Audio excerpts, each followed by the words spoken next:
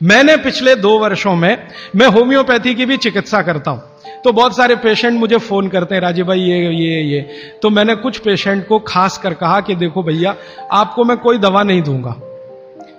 तो कहने लगे फिर बीमारी कैसे ठीक होगी? मैंने कहा एक ही काम करो, मिट्टी की दाल खाना शुरू करो, मिट्टी की हांडी में रखी हुई दाल खाना शुरू करो, चावल खाना है तो मिट्टी की हांडी का। कहने लगे राजीव भाई कौन करेगा ये सब? मैंने कहा आपकी बीवी करेगी या आप करोगे? अगर जिंदगी चाहिए तो झक मार के आप करोगे, नहीं तो अमेरिका जाओ, कनाडा जाओ, जर्मनी जाओ, लाखों रुपए खर्च करो, फिर भी झक मार के वापस आओ, डॉक्टर कहेगा इलाज नहीं। तो आप देख लो, तो जो गंभीर मरीज हैं वो आप जानते हैं वो कुछ भी करेंगे जो आप कहेंगे। तो मेरे पास कुछ डायबिटीज के क्रोनिक पेशेंट हैं, बहुत क्रोनिक, जिनका यूनिट, शुगर यूनिट 480 के ऊपर है। ऐसे 100 से ज्यादा पेशेंट, कुछ गुजरात में है, कुछ राजस्थान में और कुछ बंबई में।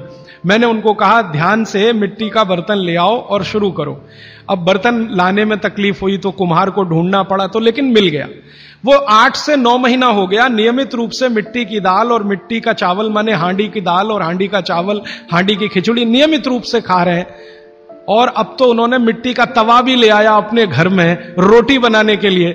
बाजरे की रोटी बहुत अच्छी बनती है इस मिट्टी के तवे पे, तो रोटी भी उसी की खा रहे हैं। 8 महीने के बाद सबका शुगर टेस्ट किया है तो 480 यूनिट वाला अभी 180 यूनिट पे है, बिना किसी मेडिसिन के, बिना किसी इंजेक्शन के, बिना किसी टॉनिक के।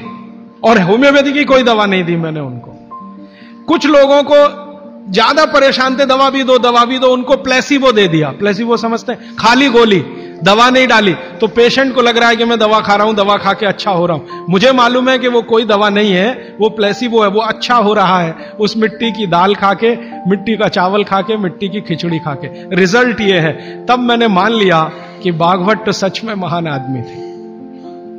वो एक सूत्र लिख गए कि आप ऐसा भोजन मत करो जिसमें सूर्य का प्रकाश ना जाए, पवन का स्पर्श ना हो, तो वो आपके लिए अमृत तत्व है।